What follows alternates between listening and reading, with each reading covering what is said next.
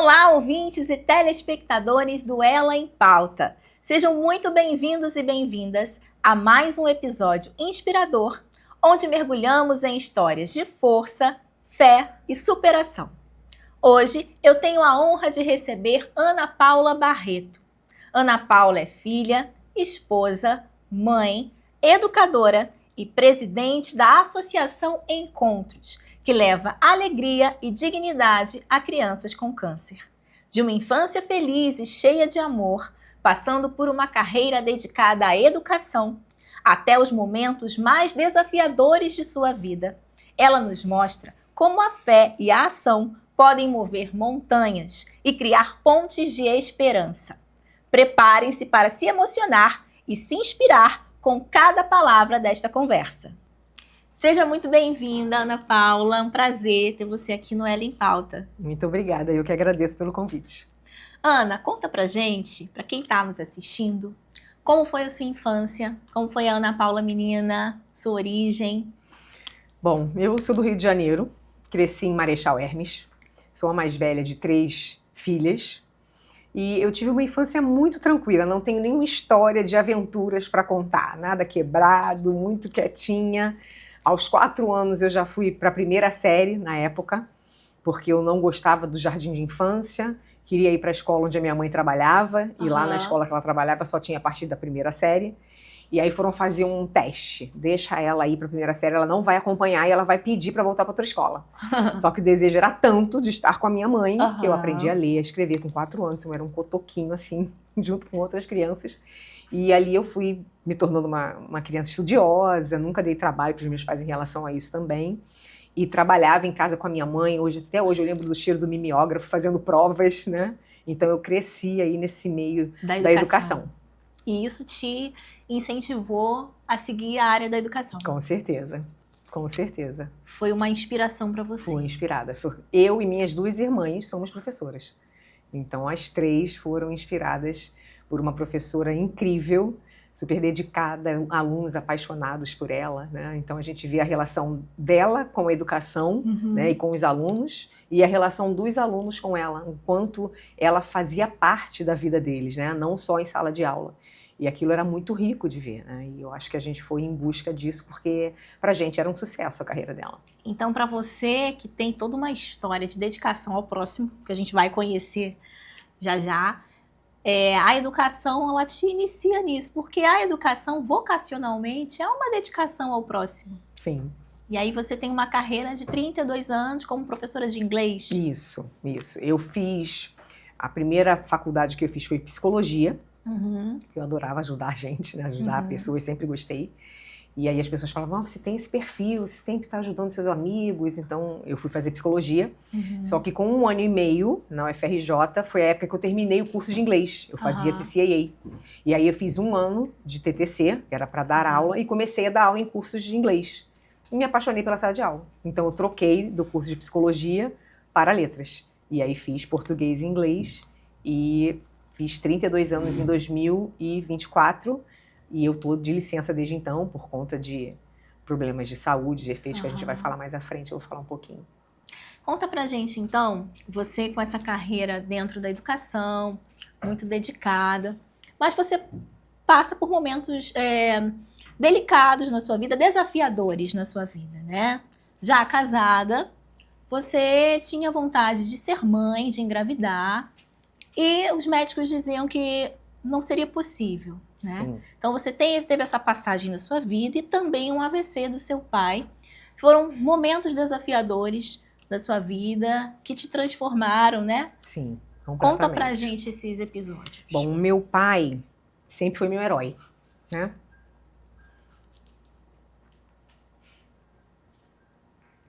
Se a minha mãe já era uma inspiração como pessoa doadora, né? O meu pai sempre trabalhou com vendas, né? Mas ele sempre foi um chefe maravilhoso, sempre foi um irmão, um tio. Ele deixava de fazer as coisas para ele, para fazer pelos outros. Então eu cresci vendo esse homem de um coração gigante, uma me grande ensinando, referência masculina. Sim, completa. E ele era tão presente como marido, né? Um marido que estava sempre dizendo que amava minha mãe, que ama, né? Até hoje ele ainda está vivo. Mas, por exemplo, no Dia das Mulheres, ele presenteava não só a esposa, mas as 3 filhas. Né? Então, era uma presença muito forte em todos os sentidos, né? Ao cuidar de nós e ao cuidar de todos ao redor dele. E aí, o que acontece comigo quando esse pai, eu estava com 6 meses de casada, sofre esse AVC, e aos 53 anos. Muito jovem. Muito jovem.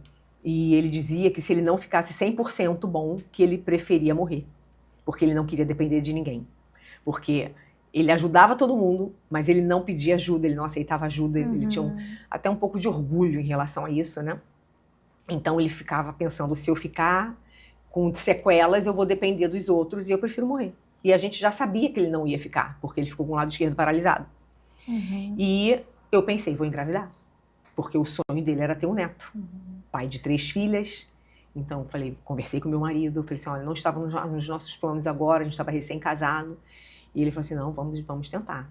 Que era uma forma de você, como filha, você queria trazer uma alegria para ele. Já que ele queria tanto ser avô? Sim, eu achei que ele seria o sopro de vida para ele. Um sopro de vida. Eu vou, independente se eu ficar 100% ou não, eu vou ter um motivo para viver. E aí foi quando tudo começou. Que eu tentando, todo mês fazia exame de sangue negativo e comecei a procurar uns especialistas e até que um médico falou que eu tinha vários problemas e que se eu não fizesse um tratamento, eu não conseguiria engravidar. Aí comecei a tomar uns remédios comprimidos, que seria o primeiro passo, para depois ver se ia precisar de uma inseminação, enfim, era o início de um processo. E ele falou, não lê a bula. Falar isso pra gente é a mesma coisa que ele falar, né? Leia a bula. Não tem jeito. Fui ler a bula, aumentava a chance de ter síndrome de Down, de ter gêmeos, de ter vários problemas de saúde. E eu falei assim, não. Você tinha quantos anos? Eu tinha 25 anos. Super jovenzinha. Muito jovem. E eu tinha acabado de me converter. Eu fui católica a minha vida inteira, né? Sim. E praticante mesmo. Eu era do grupo jovem. De ir à igreja. Fiz primeira comunhão, fiz crisma, tudo. Quando eu casei, o Marcelo não frequentava nada. Marcelo, meu seu esposo. marido. E ele tinha um cabeleireiro que vivia convidando ele para ir numa igreja evangélica. Sim. E eu, como muitas pessoas são, né? Naquela época, eu tinha um preconceito. Né, com a pessoa evangélica. Eu tinha uma amiga que ela só falava sobre aquilo, né? E eu não entendia porque que a vida dela girava em torno, né, da religião. Sim. E eu falei para ele, você vai, eu não quero ir. E ele foi no domingo e chegou em casa encantado e falou assim, vamos, só para você conhecer. E eu fui e realmente eu fiquei encantada, me apaixonei e nós começamos a servir em uma igreja evangélica. Né? Sim.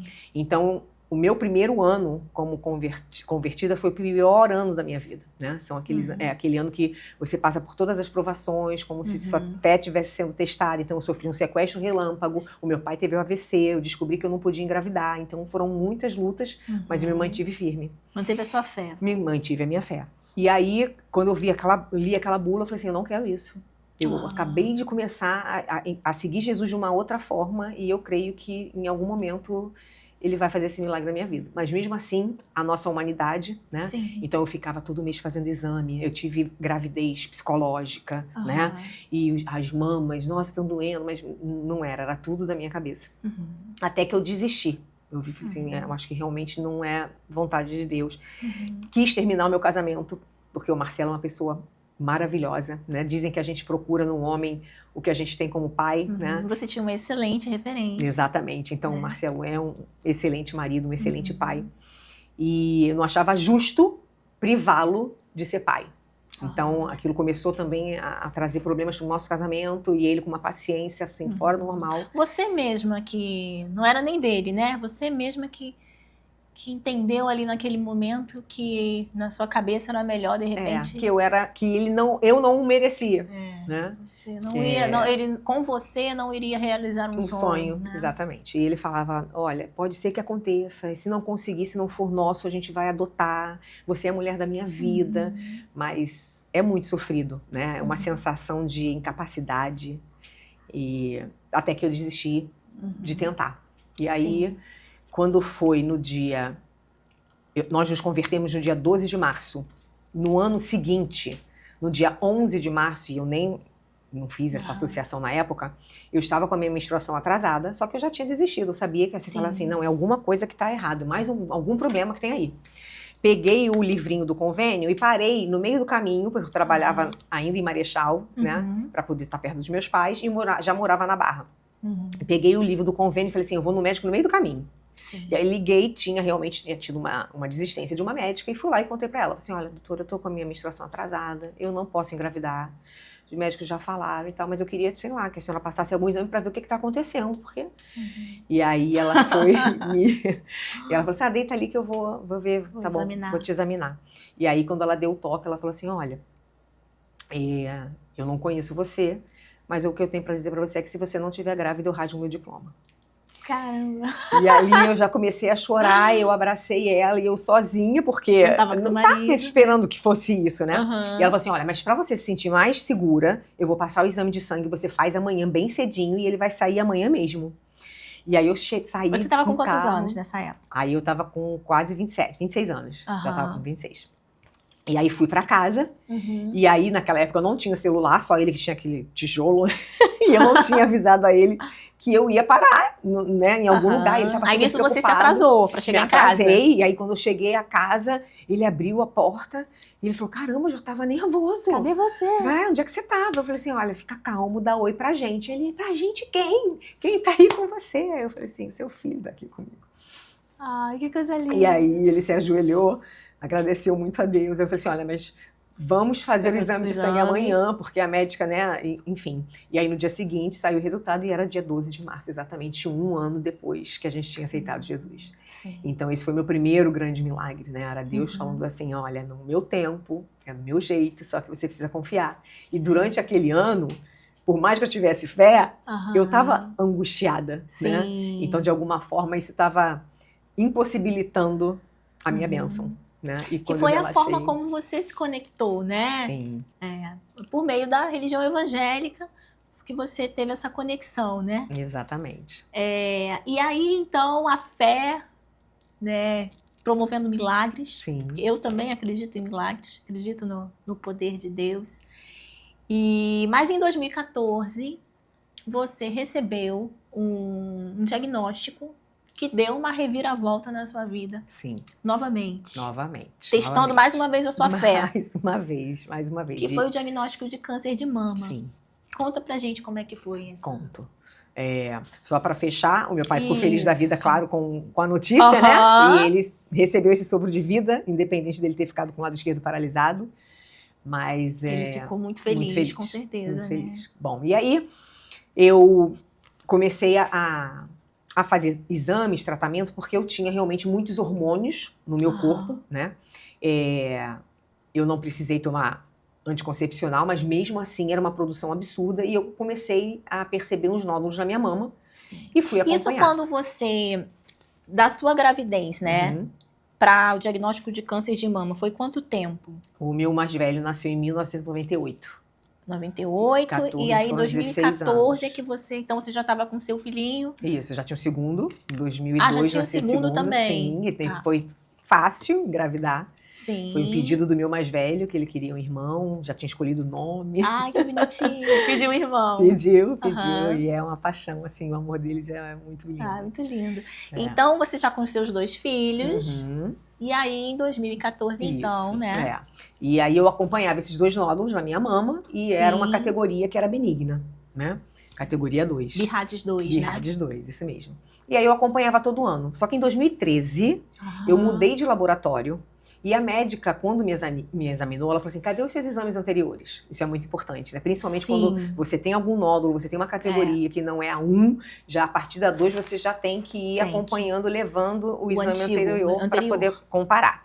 E aí eu falei para ela, e não trouxe. Ela falou, então faz o seguinte, quando você vier buscar algum resultado, você traz os anteriores, porque quando se tem um nódulo, a gente precisa comparar, ainda mais que é a primeira vez que você está fazendo aqui. Aquela fala dela era um sinal e que eu não percebi. O que aconteceu? Você foi buscar o resultado? Nem eu. Não foi. Quando foi, acho que 6 meses depois que eu fui buscar, que eu lembrei que ele existia, o laboratório tinha fechado. Então, eu não tive acesso ao meu resultado do exame de 2013. E isso significa não fazer o exame. É a mesma coisa. Porque você não teve o exame em mãos, exatamente. Em 2014, fui lá no meu ginecologista, ele passou o exame e fui fazer novamente a ultrassonografia. Chegando Sim. lá, a médica ficou 15 minutos parada ali onde tinham os meus nódulos e não falava nada. Na ultrassonografia Na de mama. ultrassonografia. Aham. Aí eu falei assim, doutora, tem alguma coisa? E aí a senhora tá aí há muito tempo, não fala nada. E ela, na maior frieza, olha, esse laudo sairia daqui a 1 semana. Você vem daqui a 2 dias, porque você vai ter que fazer biópsia. Saiu, bateu a porta e foi embora. Aí diz que tem que fazer biópsia. Biópsia, na mesma hora. Ela bateu a porta, na minha cabeça, biópsia, câncer, morte. Simples assim. E ela simplesmente deu a notícia bem tácita e Exatamente, saiu. foi embora. Nada de acolhimento, nada de fica tranquila. Não, foi dessa forma. E aí eu caí no choro ali dentro, sozinha. Ainda na sala do exame. Ainda na sala do exame. E em 1 minuto eu pensei assim, não vou ver meus filhos crescerem, né? Eu não vou ser avó, não tenho tantas coisas para fazer, porque vem essa... E muito jovenzinha ainda. Muito. Quantos anos? 43. Jovem. Muito nova. Mas vem esse humano, né? Saí de lá, liguei pro meu marido na mesma hora. Eu falei assim, olha, a médica não gostou de mim. Eu acho que ela não foi com a minha cara, porque ela não falou comigo o tempo inteiro, depois no final saiu. É a negação, né? É aquela fase em que você não quer aceitar do que pode estar por vir. E ele falou, não, fica tranquila, olha só. E eu, como professora, eu trabalhava o dia inteiro, então não tinha nem como ir buscar o exame. Porque abria na hora que eu já estava em sala de aula e fechava também. Então ele falou assim, não, eu vou buscar. Meu marido falou, eu vou buscar o exame. Falei, tá bom. E como eu disse que meu marido é carinhoso, maravilhoso, romântico, todo dia ele me ligava de manhã. Oi, nega, como você tá? Passando pra dizer que eu te amo, que você é linda, Pergunta se nesse dia ele falou alguma coisa, me ligou. Homem é muito, né? Eles são muito claros, assim, né? A gente percebe, eles não conseguem disfarçar. E eu pensando, eu dando aula, eu falei assim, gente, ele não tá vendo que ele não me contar, ele tá me trazendo muito mais do que se ele falasse alguma coisa, né? Você percebeu que tinha alguma coisa no exame. E aí, voltei, fui pra casa. Quando eu cheguei, quem abre a porta é ele. Ele não tinha nem ido trabalhar. Com a cara inchada. Ele tinha chorado o dia inteiro. Ele tinha o escritório dele na época, né? Então ele era autônomo. E aí, os meninos em casa, ele falou assim, vamos lá no quarto que eu tenho que falar com você. Aí, quando ele chegou no quarto, ele falou assim, olha, eu fui buscar o exame, deu que é mais de 95% de chance de ser câncer. E nisso ele falando, e ele ia descendo assim na cama, e a lágrima escorrendo, e eu olhei aquele homem que sempre foi a rocha da família, né? Ele já tinha passado por uma situação de câncer do pai, um problema de saúde da irmã, e ele sempre foi aquele cara que, com fé e ora, e eu vi aquele homem destruído naquela cama. E aí, naquele momento, eu olhei para ele e falei assim, olha só, eu tenho fé para ser parte dos 5% e não ser câncer, e eu tenho fé para ser parte dos 95% e ser curada. Sim. Então você pode levantar dessa cama e eu tenho certeza que Deus tem propósitos através disso. Pode levantar. E dali, realmente a minha fé tomou uma proporção muito maior ainda. Muito, porque eu vi que não era por mim, mas era pelas pessoas que eu amava, que eu sabia que elas iam ficar muito impactadas. E é a verdade, assim, a gente prefere que aconteça com a gente do que aconteça com alguém que a gente ama, né? Filhos, então, nem pensar. E dali eu ganhei essa força, nós fomos fazer todo o processo, fomos atrás já de um oncologista, conseguimos um oncologista, uma amiga minha me indicou um mastologista, saiu o resultado da biópsia, confirmou, nós choramos muito quando vimos o resultado. Que foi então, foi uma mama só? Foi uma mama só, em uma mama só. E aí começou a minha luta, mas tive meus momentos de choro, claro, que eu falo que eu conto nos dedos de uma mão, que foram 5 vezes exatamente, que estão bem no livro, bem específicas, né? Mas eu chorava porque era necessário, isso é um conselho que eu dou para as mulheres que passam pela minha vida, de que é preciso sim você ter o seu momento de choro, não perguntar por quê. Existe uma grande diferença de você chorar, porque é um momento de tristeza realmente que você não gostaria de estar passando, mas se você pergunta por quê, você murmura, perguntar por que eu, Deus... Não, a pergunta é por que não eu, Deus? E para que eu, Deus? Para quê? Né? Então, desde o início, eu tinha certeza que eu ia ter propósitos. 1 semana antes, eu falei para o meu marido, sentado no sofá da sala, que eu estava com vontade de escrever um livro. 1 semana antes do diagnóstico? Do diagnóstico. Antes de fazer a ultra. Assim, antes de fazer a ultra? Uma semana. Nada. E aí eu falei assim, estou com uma vontade de escrever um livro. Aí ele falou assim, sobre o quê? Eu falei, não sei. Ele, parece doida, quer escrever um livro, não sabe nem de quê. Aí eu falei assim, vou escrever um livro sobre minha carreira. que eu amo, o que eu faço, escrever um livro sobre a minha carreira. E naquele mesmo dia eu sentei no computador e eu comecei a escrever. Meu nome é Ana Paula, sou casada com o Marcelo, tenho 2 filhos e tal. E aí na semana seguinte, na ultrassonografia, eu já comecei a saber, eu falei assim, eu já sei o que eu tenho que escrever. Não sabia se era sobre o milagre de não ser, ou se seria o milagre de ser e eu ser curada. Mas ali contando toda a sua trajetória. Sim, eu começo o livro contando que é esse livro aqui, sim, né? Sim. Encontrando a alegria em meio à dor. Isso. Né? Que quem está nos assistindo pode adquirir. Pode, né? pode sim. Pelo Instagram, lá tem meu telefone Seu também. primeiro livro. Esse é meu primeiro livro. E aí, ele tá cheio. Eu mesma às vezes abro e eu me emociono, porque são detalhes, né? Ele tá muito detalhado. Tudo que eu vivi, eu sentava no final do dia e ia escrevendo, né? Então é como se fosse um diário? É um diário, é exatamente isso. De toda a sua trajetória ali. Sim. Ele se inicia quando? Quando você recebe o diagnóstico? Não, eu falo de mim, meu nome, ainda falo assim, meu nome de princesa, porque meu nome é muito grande, né? Eu sou... Então, tenho nome de princesa, mas também porque eu sou casada com um príncipe, sou filha de um rei, então eu conto um pouquinho. Honrando a sua história, exatamente. Claro. E aí eu conto depois, vou direto pro milagre de ser mãe. Certo. Né? E depois conto sobre o sequestro relâmpago também, que foi uma coisa muito impactante na minha vida, e que também foi um milagre. E aí depois eu entro já na história do diagnóstico, né? Sim. E como que eu fui vivendo isso, encontrando realmente alegria em meio à dor. Então era um momento em que eu podia só chorar, né? Sim. Em que eu podia me desesperar, achar que eu ia morrer, mas em momento algum isso aconteceu, né? Eu consolava as pessoas iam me procurar para me consolar e eu que tinha que consolá-las, né? E aí, Ana, você então passa por todo esse tratamento.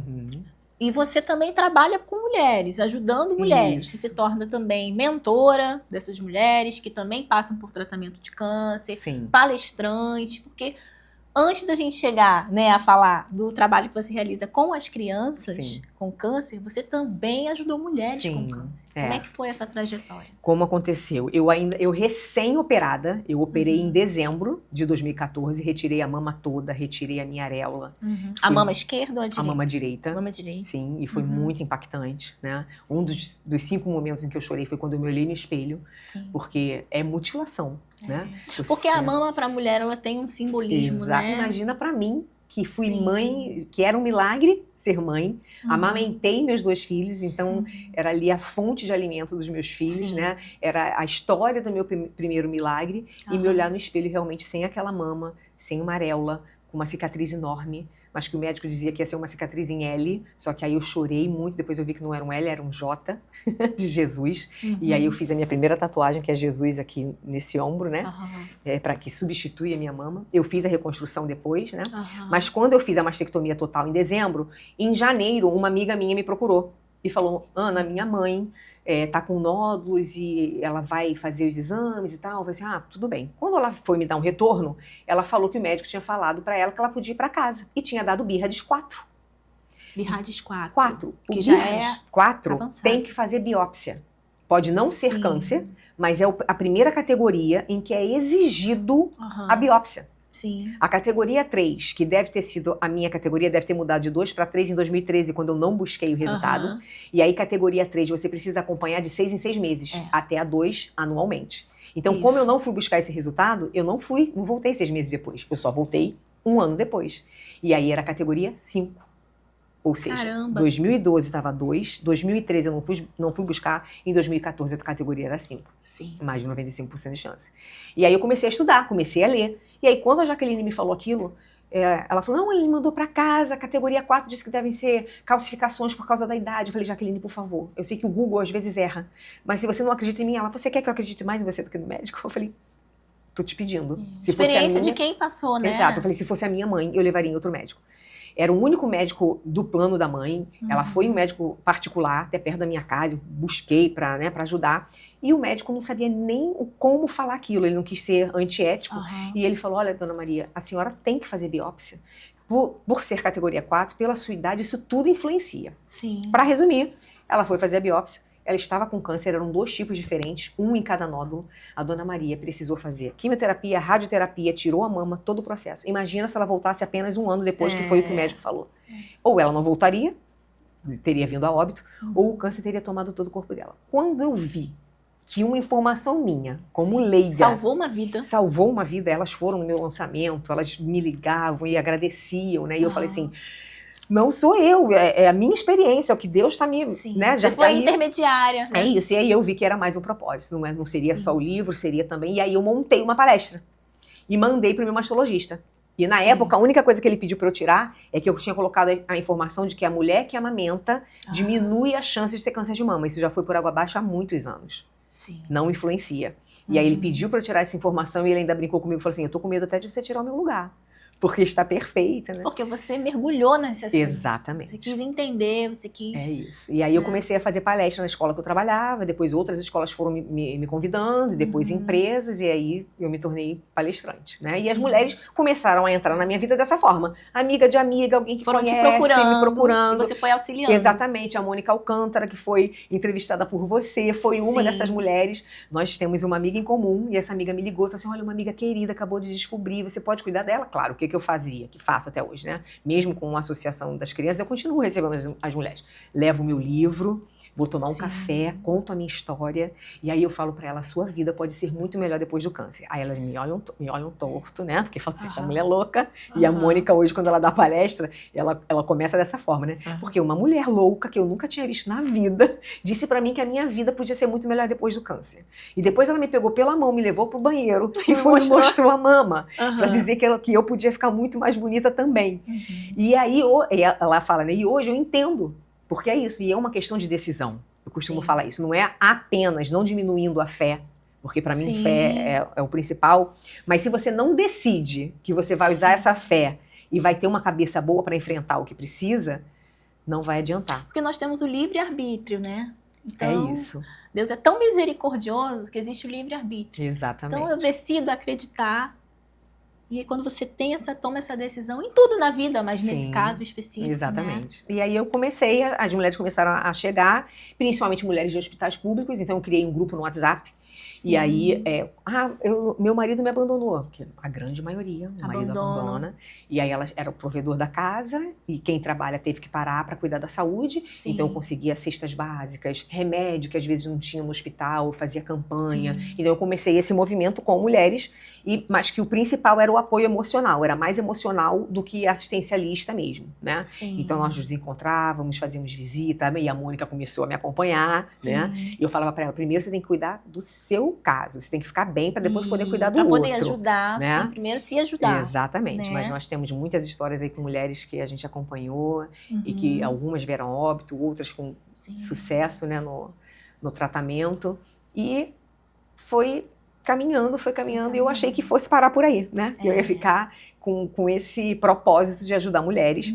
Eu tinha realmente uma promessa que eu fiz para a primeira mulher que eu cuidei e que veio a óbito, que era uma menina de 27 anos. Super jovenzinha. Muito jovem. Ela me conheceu pelo Facebook, né? Porque professora de inglês, né? Professora de inglês. Aí ela foi e me chamou. Ela falou, olha, eu acabei de descobrir o câncer de mama também, tal. Enfim, aí eu comecei a falar com ela, dei meu telefone. Só que ela não tinha plano de saúde, o marido tinha conseguido um trabalho, ela ficou esperando e aquele câncer já estava enorme, tamanho de uma laranja. E aí, quando ela foi buscar tratamento, ela descobriu que estava já no paliativo, não teria no estágio já terminal. E aí ela estava afastada, ela era evangélica também. Ela voltou a cantar, que ela cantava na igreja. A família dela, que estava toda afastada, se uniu por conta dela. Então, e aí ela lembra, a última conversa que a gente teve, ela falou, eu achei que eu fosse ser um milagre como você. E eu falei para ela, você é um milagre. Olha o que foi feito através de você, através da sua vida ao seu redor. E ela falou, mas eu queria viver. Aí eu falei assim, então vou te fazer uma promessa. Um dia eu vou ter um instituto e eu vou fazer uma homenagem a você, ele vai ser em sua homenagem. Aí ela falou assim, então eu já posso partir agora, porque eu sei que a minha história não foi em vão. Então, que coisa linda, né? Não foi de mulheres, mas foi de crianças. E eu vou... Você vai contar pra gente. Daqui a pouquinho qual foi a homenagem. Mas antes da gente entrar nesse assunto das crianças, a importância, né, Ana, da gente prestar atenção na saúde.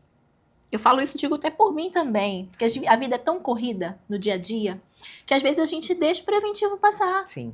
Às vezes, pô, tá para fazer preventivo, aí estende mais um pouquinho. É importante a gente não deixar de fazer sempre o preventivo.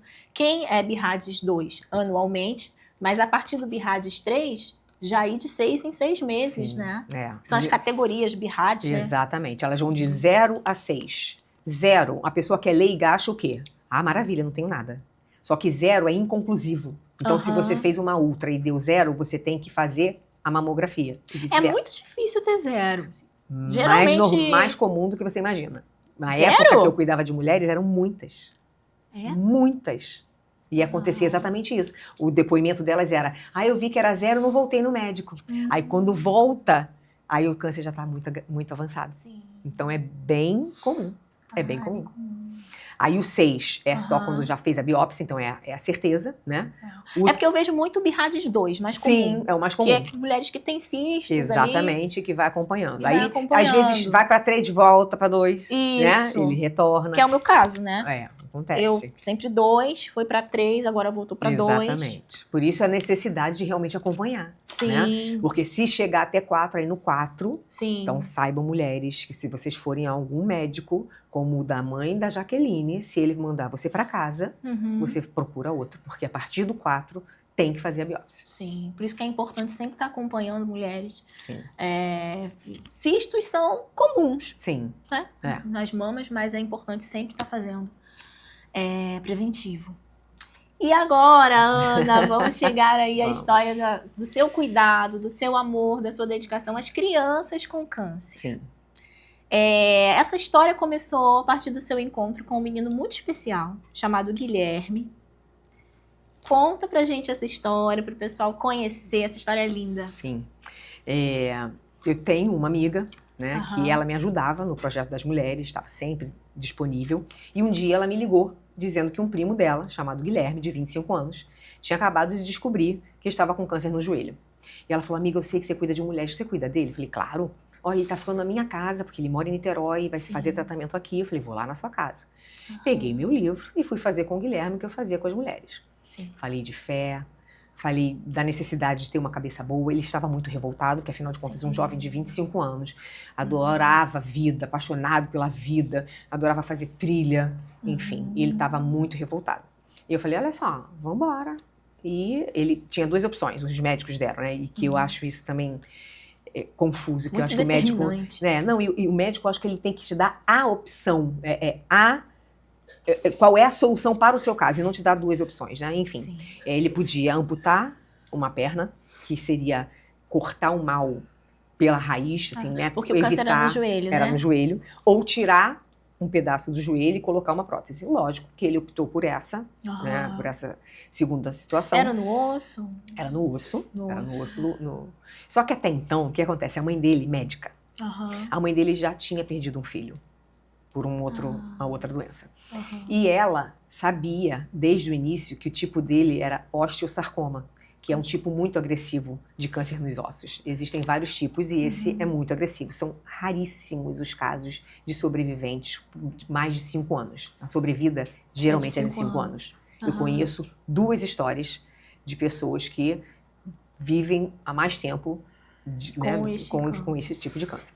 Então ela, além dela não ter fé, era uma pessoa que não acreditava em nada, completa. E ela sabia disso. Então, ela passava pra gente uma tristeza muito grande, que a gente achava que era por conta da falta de fé. Sim. Mas não era. Era porque ela sabia, mas não quis compartilhar. Né? Até para que ele não soubesse. Que era. Exatamente. Então, o Guilherme fez a operação, colocou a prótese, fez a quimioterapia, fez a radioterapia, o corpo dele zerou do câncer. Zerou. 1 ano e pouco depois, veio pandemia, e ele sempre fazendo os exames, e até que um dia, os médicos falaram que o câncer tinha voltado nos ossos e em alguns órgãos. Então, deu uma metástase. Deu uma metástase. E aí ele me ligou muito, mais revoltado ainda. Aí ele ainda me confrontou, né? Cadê o seu Deus agora, que você fala em Deus? Eu sou um jovem de 27 anos, e agora? Porque ele fez a quimioterapia de novo e não fez efeito, então ele se tornou um paciente paliativo. Né? Então a quimioterapia aí já não fez mais efeito, porque já estava muito avançado. Muito avançado. E aí nós fizemos uma ligação de vídeo, quando ele estava muito chateado. Sim. Aí eu falei assim, olha, Guilherme, as pessoas estão falecendo de Covid. Crianças, Isso adultos, numa pandemia, foi que na já mexeu pandemia. com o psicológico também de Exatamente. todo mundo, né? Aí eu falei, olha só, você está no paliativo, tem pessoas que vivem anos no tratamento paliativo. Sim. Eu já vi pessoas que se curaram ao longo do tratamento paliativo. Sim. Então isso vai depender da sua cabeça, da sua fé. E olha só, que tal você ajudar um grupo de pessoas? Eu não ajudo mulheres, isso me faz um bem. Vamos escolher um grupo de pessoas, você pode falar para jovens. Compartilhar isso aí que você está vivendo. Compartilhar sua história. Aí ele falou assim, não, jovens não, quero falar para crianças. Ele quis crianças. Aí eu falei, Guilherme, você tem certeza que você quer trabalhar com crianças com câncer? Você sabe o que isso significa. É criança ou é nada? Me colocou contra a parede. E professora, na época da pandemia, a gente aprendeu a se virar no mundo digital, né?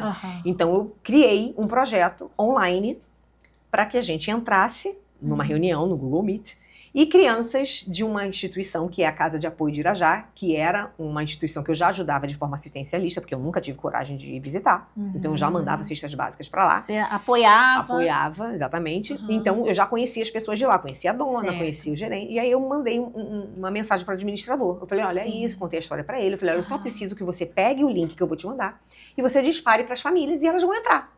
E eu e o Guilherme vamos estar lá e nós vamos conversar com as crianças, nós vamos brincar. Ele quer trazer alegria para as crianças. Ele, Ana, ok. Ai, coisa boa. Mandei pro Guilherme. Isso deu também uma alegria para ele. Sim, né? Aí fui mandar para ele no dia 29 de março de 2021.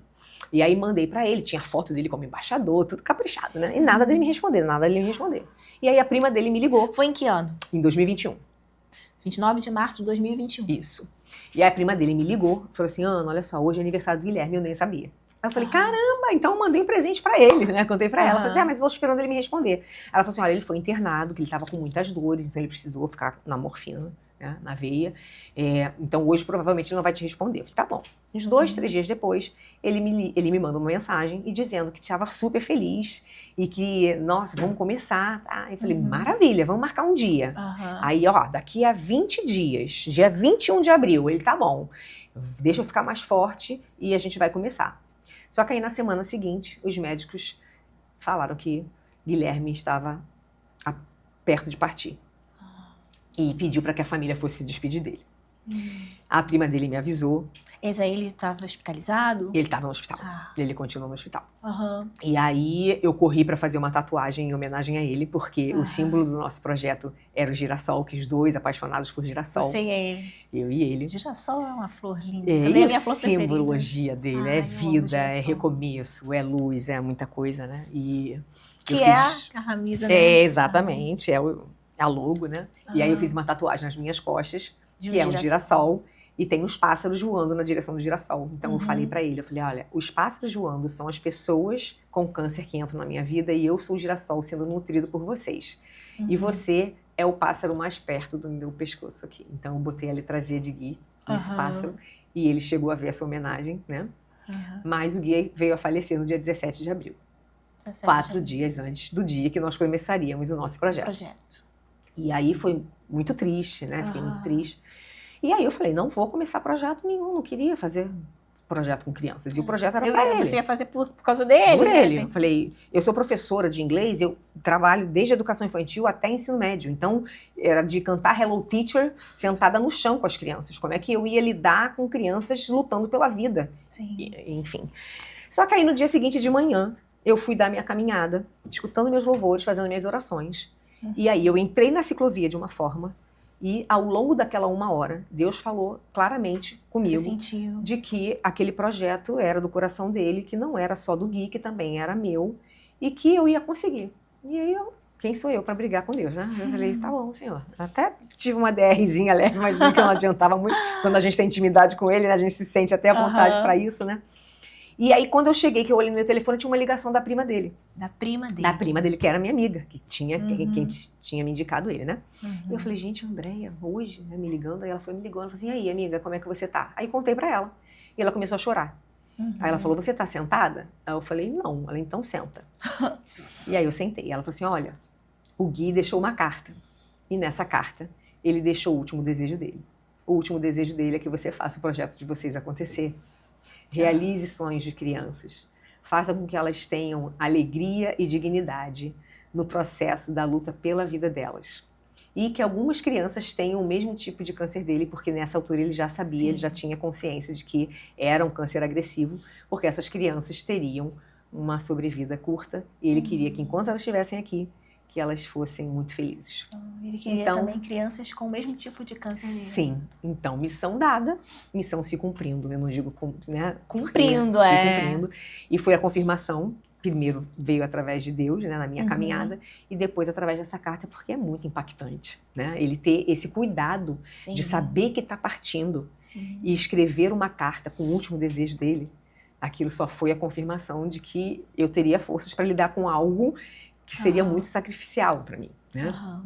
E no dia 21, exatamente no dia que nós combinamos, eu estava lá online pela primeira vez com a prima dele, minha amiga, minha família e as primeiras crianças, os primeiros pequenos com K. Por que pequenos com K? Por quê? É a minha homenagem àquela menina de 27 anos que faleceu e para quem eu prometi uma homenagem, ela se chamava Pequena Guerreira no Facebook, Pequena com K. Então os meus pequenos têm o K, em homenagem à minha linda. Tem ela, tem a história dela em um dos meus livros, tem a foto dele. Não, no segundo. Já no segundo. No final, eu conto a história de algumas pessoas que passaram pela minha vida, né? E tem a foto dela lá no nosso espaço, no nosso aconchego, onde a gente recebe as crianças. E eu cumpri a minha promessa. Pro Guilherme. Pro Guilherme e para ela, E para né? ela. E para ela. Para minha pequena guerreira. Né? Que coisa linda. E aí nós começamos na pandemia, então nós só nos encontrávamos online. Né? Que era o que a gente podia fazer na época. E conforme foi passando o tempo, eu comecei a fazer eventos, né, em lugares assim, com toda a proteção, a gente usava máscara, né? As crianças tinham que estar com imunidade um pouco melhor. E aí a mãe do Guilherme me procurou, me cobrando que a criança com osteosarcoma. Ela falou, Ana, você lembra que um dos pedidos de Guilherme era específico? Eu falei, sim, lembro. E aí eu fui em busca dessa criança, conheci o José Manuel. José Manuel é um menininho que na época estava com 9 anos. 9 aninhos. 9 aninhos, já tinha uma perninha amputada, né? Porque o câncer já estava bem agressivo. Já tinha sido desenganado pelos médicos, estava no tratamento paliativo. E morava em Santa Clara, que é a 7 horas do Rio de Janeiro. Ele vinha de ônibus para fazer o tratamento. Era uma vida muito sofrida com a mãe. A mãe não entendia, porque eu queria ajudar a realizar os sonhos dela. Eu fazia, mas você quer o quê com meu filho? Você nem conhece a gente. Foi difícil, eu fiquei meses tentando conquistar aquela mãe que hoje é minha amiga querida, que veio aqui agora há pouco tempo para a gente matar a saudade. E ele veio, nós realizamos os sonhos dele, que era conhecer os jogadores do Flamengo. Ele queria comer no McDonald's, que ele nunca tinha comido. Ele queria um iPhone, ele ganhou o iPhone. E ele foi embora um pouco antes do dia do aniversário dele, né? E aí eu tenho no meu telefone até hoje a mensagem dele me agradecendo. Tia Ana, muito obrigado por ter me amado, obrigado por seus filhos me chamarem de irmão. E ele veio a falecer um pouco depois. Guilherme faleceu no dia 17 de abril de 2021. José Manuel faleceu no dia 17 de abril de 2022. Então, se isso não foi uma confirmação de que eu precisava seguir, porque foi muito dolorido, não acredito em coincidência, né? Sim. E aí agora como que está o projeto? Porque terminou a fase do online. Sim. E aí eu comecei com parceiros, assim como eu tinha das mulheres, né? Amigos com quem eu ia falando. E aí a médica que me indicou o José Manuel era chefe de um hospital numa Vila Valqueire. E eu falei para ela, depois que ele faleceu, eu falei assim, eu quero mais. E ela falou, então você terá mais. E aí eu comecei como pessoa física ainda, né? E aí entrei no processo para conseguir um CNPJ. E eu abraçava primeiramente só as crianças lá do Valqueire. E era assim, eu conseguia um espaço do outro lado da rua e a gente comprava cestas básicas com apadrinhamento, né? Então, como nós não somos ONG ainda, nós estamos nesse trâmite tentando, né? Então, a gente trabalha com apadrinhamento. Então, chegou uma criança, essa criança precisa de cesta básica, precisa de fraldinha, precisa de... E aí a gente vai, jogo na lista de transmissão, coloco no Instagram. E hoje nós temos 36 crianças, né, nesse momento. Que são apadrinhadas. Que são apadrinhadas, cada uma dentro das suas demandas. Então, tem criança que precisa de ajuda com transporte, porque a prefeitura não ajuda. Tem criança que precisa de ajuda até, às vezes, em aluguel. O pai abandonou, a mãe não tem como, então eu vou, então vamos tentar. Então, a gente tenta, não é só o câncer, não diminuindo isso, né? Mas tudo que vem junto, né? Com que o câncer acaba causando na vida de uma família, que já vive numa situação de vulnerabilidade. Então, a gente traz esse assistencialismo, mas o principal é o colo. é o carinho. Sim, Os com encontros online certeza. continuam, porque as crianças continuam, às vezes, não podendo estar conosco nas festas, porque estão com a Sim. imunidade baixa, porque estão internadas, e a gente consegue ver aquela criança, às vezes, sentada numa cama de hospital, chorando, daqui a pouco ela está pulando em cima da cama, Sim. brincando com a gente. Então, o propósito é trazer alegria para essas crianças. Sim. E dignidade, E porque dignidade. é o cremezinho que elas precisam para a pele, Sim. é o nebulizador que elas não têm, cada criança que entra no projeto ganha um kit, que foi uma ideia de uma mãezinha, que não era uma mãezinha ajudada de forma essencialista, mas ela chegou às minhas mãos por conta de um amigo que é meu parceiro até hoje, que faz a recreação nas festas, e ele falou assim, ela não precisa da sua fralda, ela não precisa da sua cesta básica, mas ela precisa do seu colo. Sim. E aí eu vi que o projeto era mais do que a cesta básica, realmente era mais do que a fralda. É esse colo que a gente dá. Então eu fui ajudar essa mãe, dar esse colo, e ela fez questão de fazer uma campanha para que todas as crianças tivessem o mesmo cuidado que o filho dela tinha, como uma criança privilegiada, né, de um plano de saúde. Então as crianças hoje recebem um kit que vale em torno de R$ 1.200, com vários produtos que garantem que elas vão passar por essa luta aí de uma forma mais leve.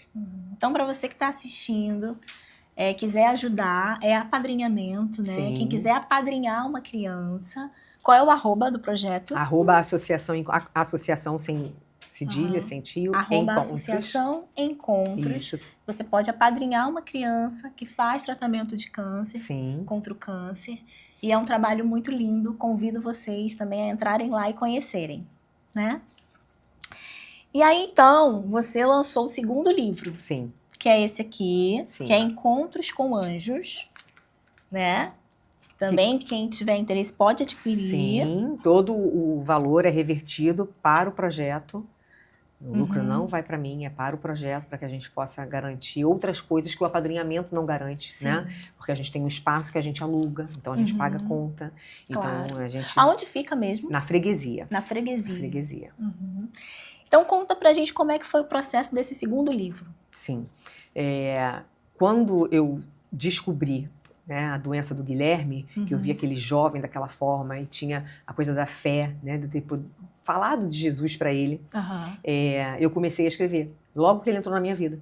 Da mesma forma como quando eu descobri o meu, quando eu me aproximei do Guilherme, eu comecei a escrever como se eu já soubesse que em algum momento aquilo ali ia ter uma potência muito forte, né, ia acontecer algo que seria grandioso. E aí eu comecei a escrever e escrevi desde da época que eu o conheci até dezembro de 2022. Tudo que aconteceu até dezembro de 2022 está no segundo livro. E aí essas pessoas que entraram na minha vida, como essa menina pequena guerreira, homem, o primeiro homem que eu pude ajudar, que foi o pai de uma pessoa que trabalhava comigo também. Eu conto a história dele. Então tem algumas outras pessoas que também lá no finalzinho eu conto para fazer homenagem. Então esse livro ele traz trajetórias de vida também de outras pessoas que você pôde auxiliar. Exatamente, né? Mas o principal é o nascimento do projeto. O né? nascimento do projeto. Encontros. Então a gente está chegando ao fim do nosso bate-papo, da nossa entrevista. Conta para quem está em casa, Ana, assim, que está com um processo, assim, com uma criança com câncer, né, vivendo o tratamento, você que acompanha essas crianças, o que você teria a dizer para uma mãe, para um pai que passa por esse processo? Eu costumo dizer para as mães que chegam até mim que eu não tenho noção da dor que elas sentem. Não dá para mensurar. Nós que somos mães, nós não queremos ver nossos filhos nem arranhados, muito menos numa luta pela vida, né? Só que se apeguem a Deus, creiam, porque a gente não sabe qual é o mistério que Deus tem para aquela criança. Nem sempre o milagre, né, é a vida aqui, mas é duro para alguém achar que o seu filho pode partir. Mas enquanto há qualquer esperança, há fôlego, há vida, há milagre. Então se apeguem a esse milagre dentro da sua religião, não estou falando sobre a minha, né? Cada um dentro da sua fé. Eu acho que é muito importante você se apegar a isso e sejam fortes, porque a criança precisa que vocês estejam fortes. Vocês são ali a quem elas estão se apegando, porque é desesperador, é doloroso, quem sente a dor na pele é a criança, mas quem sente a dor no coração são vocês. Então, se vocês também quiserem que eu ajude de alguma forma, quiserem conversar comigo, vai ser um prazer, entrando ou não para o projeto, a gente abraça, a gente conversa, a gente tem um grupo no WhatsApp com todas as mães, nós nos falamos todos os dias. O grupo é chamado Família Encontros, porque nós somos uma família. Sim. Então ali elas colocam as angústias, elas colocam as vitórias, elas colocam as dúvidas.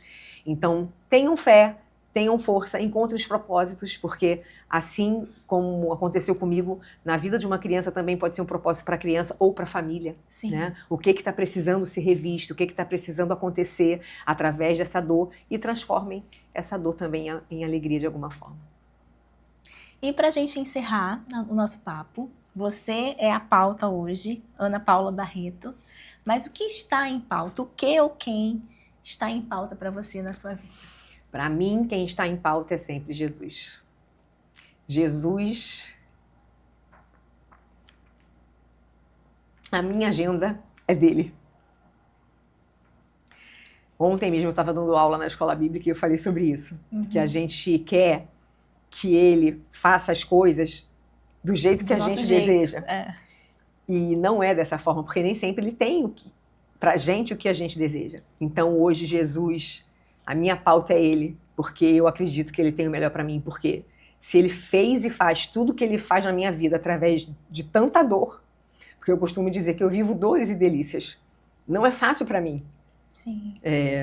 Nós vamos fazer 5 anos agora em abril, foram 30 crianças que se tornaram anjos.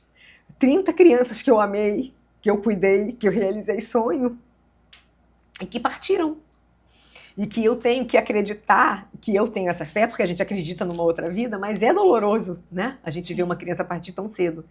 Mas a gente, apesar de ter certeza que estão nos braços do Pai, que estão sem dor, que não mais choram, porque é muito doloroso a gente visitar e aquela criança está chorando de dor. Mas as pessoas perguntam, né? Principalmente as pessoas que não acreditam, falam assim, quando falece uma criança, falam assim, cadê o teu Deus?